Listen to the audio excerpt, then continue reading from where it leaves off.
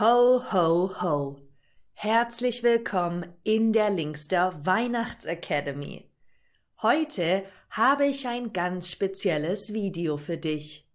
Es geht um das wichtigste Fest, das wir in Deutschland feiern, und das ist Weihnachten. Du erfährst nicht nur, wie wir in Deutschland Weihnachten feiern, sondern auch, wie du anderen frohe Weihnachten wünschen kannst. Du erweiterst also gleichzeitig deinen Wortschatz und viele der Wörter kannst du sogar das ganze Jahr lang benutzen. Wie verbringst du Weihnachten normalerweise in deiner Heimat? Ich würde mich freuen zu wissen, wie du in einem anderen Teil der Welt die Feiertage feierst oder ob du überhaupt feierst. Also, mach es dir gemütlich, vielleicht möchtest du eine Tasse Tee dazu trinken und dich warm zudecken, damit du ganz entspannt das Video genießen kannst. Weihnachten beginnt in Deutschland schon lange vor dem Wintermonat Dezember. Schon im September findet man Weihnachtsschokolade, Lebkuchen und andere winterliche Süßigkeiten in den Supermarktregalen. Kurz darauf werden schon die Städte mit bunten Lichterketten geschmückt, Tannenbäume aufgestellt und Fenster dekoriert. Die eigentliche Weihnachtszeit beginnt dann genau 4 Sonntage vor Weihnachten, am 1. Advent. Es ist ein typischer Brauch bei uns, dass wir einen Adventskranz aus Tannenzweigen aufstellen, auf dem 4 Kerzen stehen. Am 1. Advent wird die erste Adventskerze angezündet. Am 2. Sonntag werden 2 Kerzen angezündet, bis zum 4. und letzten Sonntag, an dem alle 4 Kerzen brennen. Die meisten Kinder bekommen von ihren Eltern einen Adventskalender.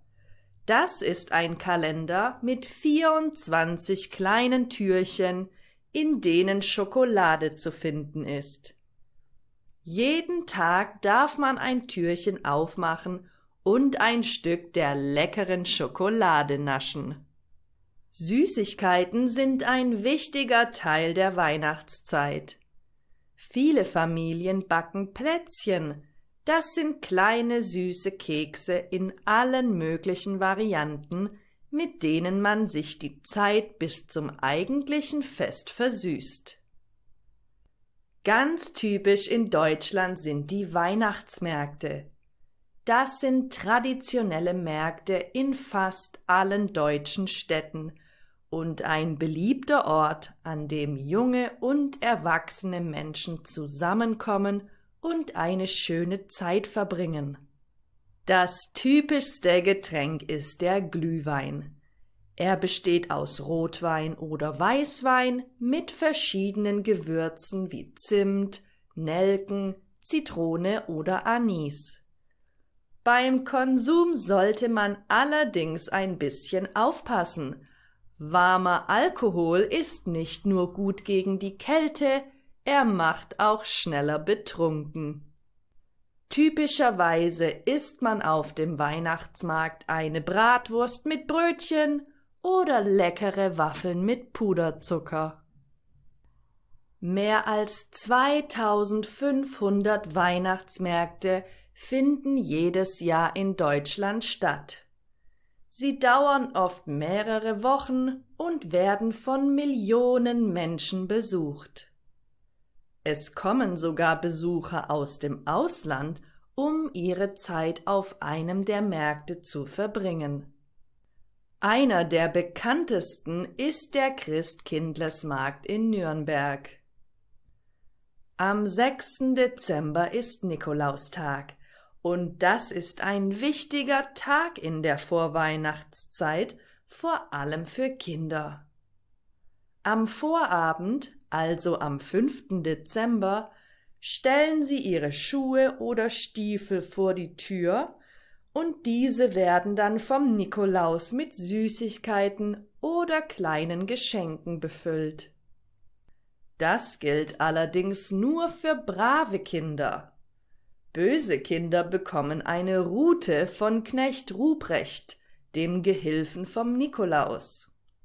Einige Tage vor Weihnachten stellt man einen Weihnachtsbaum bei sich zu Hause auf. Wir nennen ihn auch Christbaum oder Tannenbaum. Er wird mit Lichterketten oder Kerzen, Christbaumkugeln, Lametta oder anderen Figuren geschmückt. Da wir in Deutschland sehr viele Wälder haben, haben die meisten Menschen einen echten Baum bei sich zu Hause. Am 24. Dezember ist es dann soweit, denn dann beginnt endlich das Weihnachtsfest, das bis zum 26. Dezember dauert. Der 24. wird Heiligabend genannt. Die beiden Tage danach heißen erster und zweiter Weihnachtsfeiertag. Der 24. Dezember ist kein Feiertag. Das heißt, dass die Geschäfte meistens bis zum Mittag oder Nachmittag geöffnet sind und man noch letzte Einkäufe machen kann. Es ist kurios, denn dieser Tag besteht normalerweise aus einem sehr hektischen Vormittag und einem sehr entspannten Abend.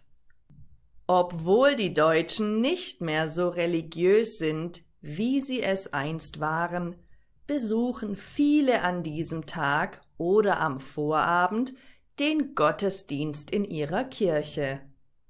Weihnachten ist ja schließlich ein christliches Fest, und dabei geht es eigentlich darum, die Geburt Jesu Christi zu feiern. Am frühen Abend des 24. kommt die Familie zusammen, um eine ganz besondere Zeit zu verbringen. Das Essen und die anschließende Bescherung stehen dabei im Mittelpunkt. Aber fangen wir mal mit dem Abendessen an. Ja, was gibt es eigentlich auf deutschen Tischen? Tatsächlich ist das ganz unterschiedlich, aber besonders typisch sind Würstchen mit Kartoffelsalat. Ja, du hast richtig gehört, die gute alte Wurst wird bei uns vor allem an diesem speziellen Tag serviert.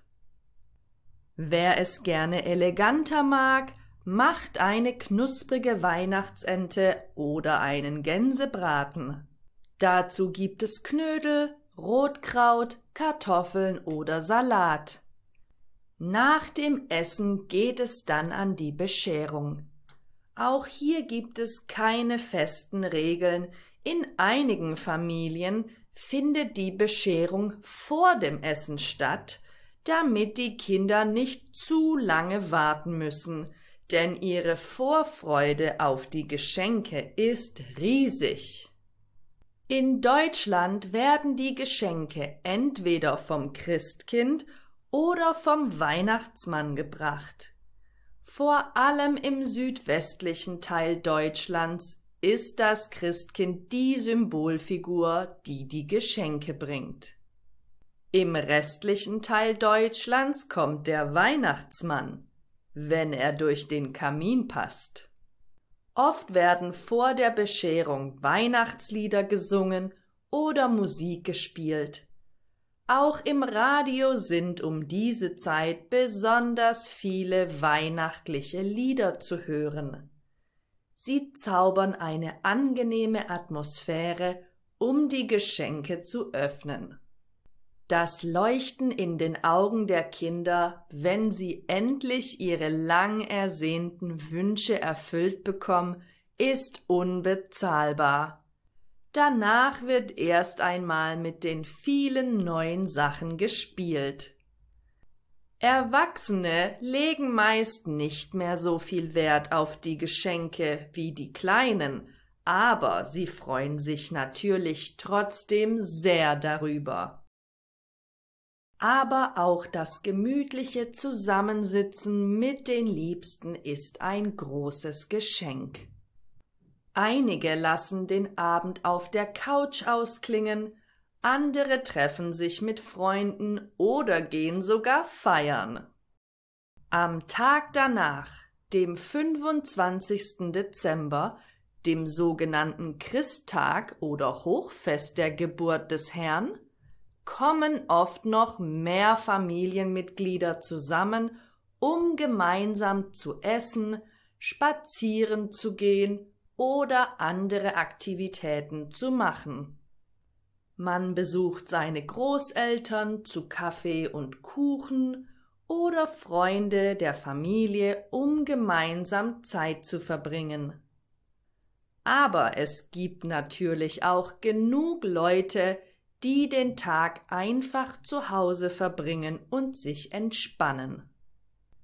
Gleiches gilt auch für den 26. Dezember, dem sogenannten Stephanstag, an dem man sich gutes Essen und Zeit mit den Liebsten gönnt. Obwohl die Festtage eigentlich nur vom 24. bis zum 26. Dezember dauern, haben viele bis einschließlich 1. Januar frei.